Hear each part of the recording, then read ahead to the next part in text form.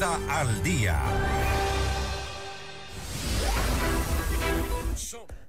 El Consejo de Administración Legislativa calificó el último proyecto económico urgente enviado a la Asamblea Nacional por parte del presidente Daniel Noboa, la ley para impulsar la iniciativa privada en la transición energética de energías renovables, se transmitirá en la Comisión de Desarrollo Económico.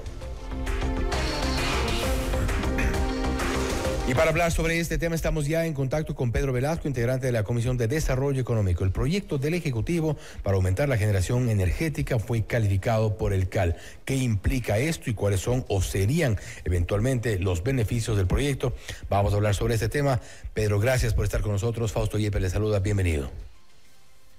Buenos días, Fausto. Un gusto compartir con usted la información y con el país. Gracias nuevamente. ¿Es esta una opción para salir de la crisis o para sortear o evitar futuras crisis energéticas? ¿O es un nuevo episodio de quizá seguir parchándolas con soluciones? Un poco para tener como antecedentes y poner en contexto lo que la Asamblea aprobó. En meses anteriores, la ley No Más Apagones pretendía darles facilidades al sector eléctrico y privado en especial de nuestro país para las inversiones. Pretendía un poco solucionar el conflicto que hoy lo estamos padeciendo por temas de recursos hídricos y buscar que no solamente los nacionales, sino también los extranjeros puedan hacer una inversión. Sin embargo, se encontró algunos limitantes y que ese es el objeto fundamental de pretender reformar la Ley de Servicio Público de Energía Eléctrica, toda vez que solamente se llegó a un techo de 10 megavatios y hoy en esta nueva ley se amplía a 100 megavatios. Es decir, lo primero, buscar que la iniciativa privada tenga facilidades de inversión, que eso es lo fundamental. Ampliar el tema de energía renovable, que ese es otro de los aspectos fundamentales, es decir, energías limpias, energía eólica, solar, la geotermia, que es importante y que puede darnos excelentes resultados. Y un poco también evitar esos conflictos tortuosos, largos de la ley de contratación pública, toda vez que hay procesos en esta ley que se demoran varios años. Para solamente citarle dos ejemplos, el Aromo, que es uno de los proyectos que siempre se le puso mucha expectativa, y Billonaco 3, dice que son 4 años en donde se adjudicó esos contratos y todavía no pueden ser puestos en marcha. Y con esta reforma lo que se pretende es que solamente el Ministerio de Energía, a través de una decisión bastante responsable y seria, pueda autorizar estos procesos para la generación de estas energías limpias. Es decir, hay algunos aspectos que son importantes y que quizá, como bien lo decía usted, Fausto, no se conviertan en parches, sino al contrario, que se conviertan en soluciones, que eso es lo fundamental. El CAL ya lo calificó el día viernes 4 de octubre y entiendo que pasará hoy a la Comisión de Desarrollo Económico para empezar su tratamiento lo antes posible. No obstante, no será una solución de corto plazo. Esto no resuelve la crisis actual por la que atraviesa el país, a pesar de la necesidad que existe. No hay una legislación adecuada en este momento para que el sector privado participe activamente de la generación, o al menos de la generación un poco más extensa de electricidad. Sí, coincidimos plenamente, no es una solución inmediata.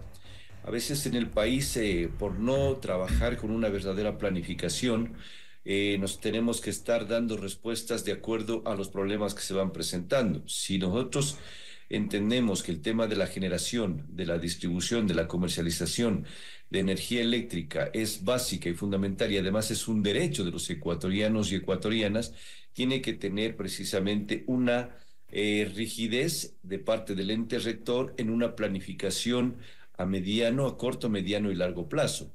Y lo que se pretende es de que el sector privado se motive, porque así en las condiciones actuales no hay ninguna motivación. Entonces, si nosotros vemos que se puede ampliar este rango, que me parece fundamental, atraemos una inversión privada en donde no se les ponga obstáculos con leyes que son, en vez de ser facilitadoras, son obstáculos permanentes. Y los incentivos que existen actualmente en la ley que se aprobó anteriormente pueden ser una alternativa para que esto ya no vuelva a darse en el país, sus problemas de apagones, de racionamientos de energía, sino al contrario, que sean los incentivos, la inversión, la que nos garantice, especialmente del sector privado, que estaban un poco impedidos, para que puedan generar y vender la energía eléctrica a nivel nacional. Es hora y más o menos coincidiendo con lo que nos decía uno de nuestros expertos consultados de dar un giro y tomar esta visión de que el sector privado debe participar activamente y reconocer quizá que el Estado es un muy mal administrador.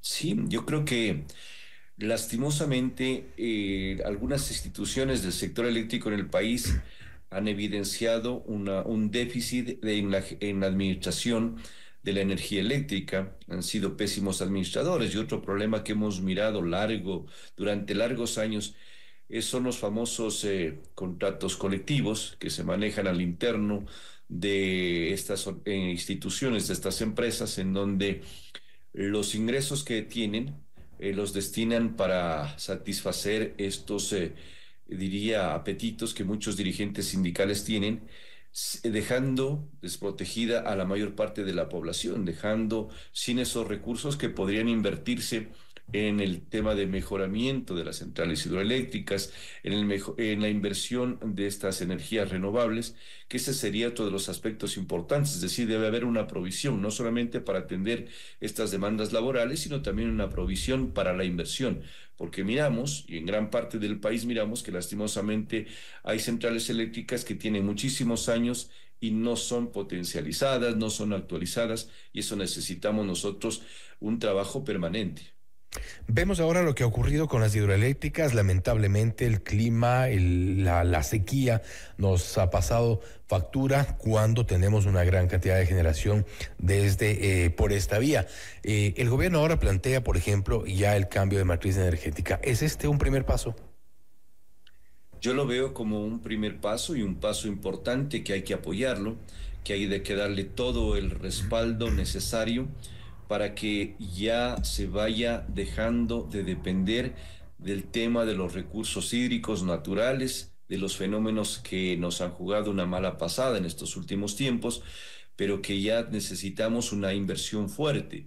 Yo le podía mencionar, aquí se hicieron estudios en el sector norte del país para un proyecto de geotermia en el sector del Cerro Chiles, pero solamente se quedó en eso y ni siquiera pueden hacer la inversión. Si es que este proyecto genera recursos energéticos renovables, de energías limpias, puede dar una solución. Y de estos tenemos en el país, creo que infinidad. Lo propio, hay sectores privados que han dado las bondades de implementar proyectos de energía solar, la energía eólica, y hay gente que sí quiere hacer la inversión, pero no ha encontrado ese espacio o ese escenario que sea propicio para que les motiven a arriesgar sus capitales, y lo propio, con incentivos se puede conseguir que se motiven para estas grandes inversiones. Tradicionalmente ha habido oposición por varios sectores, principalmente progresistas, en esta duda que tienen de la participación privada, que esto podría eventualmente encarecer los servicios que de por sí no son tampoco tan accesibles para ciertos sectores, en algunos casos incluso se ha subsidiado. ¿Encontrará en la Asamblea Nacional y con esta coyuntura de la crisis energética una apertura por el resto de sectores por quienes tradicionalmente se han opuesto?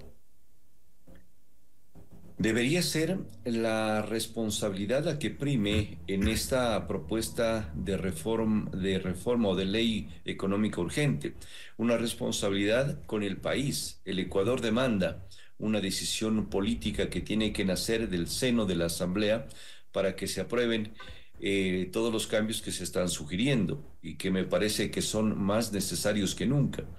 Y lo otro también, el velar por el interés nacional, no por el interés de ciertos sectores, porque se argumenta y se rumora, y a veces estos rumores tienen que ser evaluados con toda la tranquilidad, pero al mismo tiempo con las alertas que se generan de que hay sectores interesados en que estas inversiones no se den, porque tienen su negocio, porque saben que el proporcionar el tema, por ejemplo, de las barcazas, nuevamente que retomamos esos temas que pensábamos que estaban olvidados hace mucho tiempo, también tiene sus réditos para otros sectores, pero el país debe estar pensando en que una solución técnica, a largo plazo es la que necesita nuestro querido Ecuador.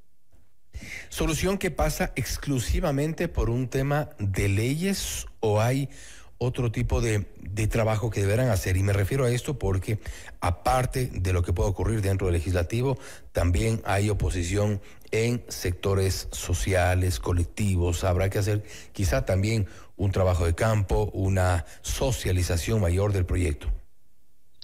Sí, Fausto, hay otros aspectos adicionales que tienen que ser revisados. Se habla insistentemente de que el Estado no puede seguir Ujú. subvencionando a ciertos sectores, entre comillas, productivos de nuestro país, Minería, por con ejemplo. energía muy barata. Aquí el país tiene que estar pagando, los ecuatorianos tenemos que pagar cantidades astronómicas. Por ejemplo, el tema de las mineras, de lo que tanto se ha hablado en Ujú. estos tiempos.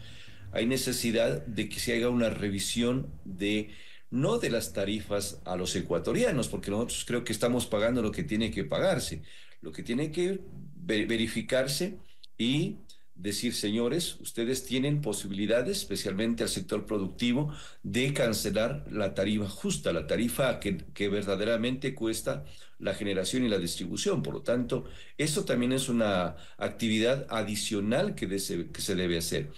Hacer una especie de venta de la propuesta que se tiene a nivel internacional para atraer inversionistas y que puedan dar una solución también, que es lo que no tiene el país, de recursos económicos. Si nosotros podemos captar y demostrar que sí somos serios, que le garantizamos seguridad jurídica, que le tenemos leyes que facilitan esta inversión, que tengamos una matriz energética pero que se cumpla a rajatabla y que este cambio transicional también, que es importante, se lo haga pensando no en intereses solamente de momento, sino en intereses de mediano y largo plazo.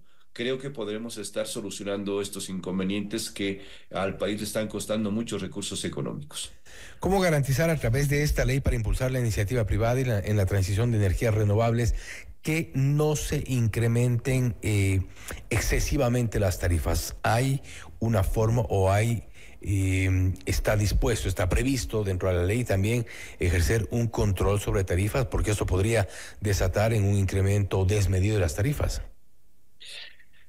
Cuando tratamos esta ley anterior, la ley No Más Ujú. Apagones, en la Comisión de Desarrollo Económico Productivo de la Microempresa recibimos a algunos técnicos especialistas en estas energías renovables y ellos nos argumentaban con datos, con cifras de que inclusive sale mucho más económico el tema del consumo de estas energías que lo que actualmente se está generando con las hidroeléctricas. Por lo tanto, hay esa posibilidad de que no se puedan subir y más que nada la certeza, sino al contrario, que podríamos tener valores a la baja.